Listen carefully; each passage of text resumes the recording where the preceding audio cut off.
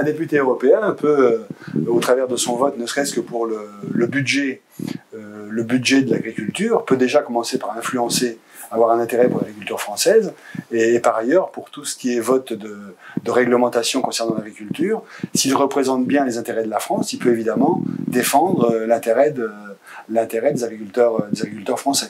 Ce qui est intéressant de constater, c'est que depuis une vingtaine d'années, une quinzaine d'années, dirons-nous, le Parlement, le rôle du Parlement a quand même évolué. Et donc, dans ce rééquilibrage, dans ce processus de décision, on peut considérer qu'au travers du député, la voix du citoyen européen est plus prise en compte que par le passé.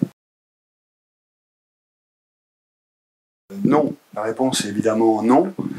Pourquoi? Parce que d'une part, on se priverait du premier marché solvable dans le monde qui est à notre porte, ce qui serait la première erreur. Et la deuxième erreur, c'est que l'Europe, l'agriculture bénéficie quand même des aides européennes. Avec 55 milliards d'euros sur 139 milliards, c'est la première politique intégrée, ça représente 43% du budget de l'Europe, et l'agriculture française étant le plus grand, la France étant le plus grand pays agricole, la France est évidemment largement bénéficiaire des aides européennes avec près de 8 milliards d'euros. Donc au-delà des 8 milliards, l'intérêt d'avoir à sa porte un grand marché est évident, et donc l'agriculture n'a pas intérêt à ce que la France sorte de l'Europe.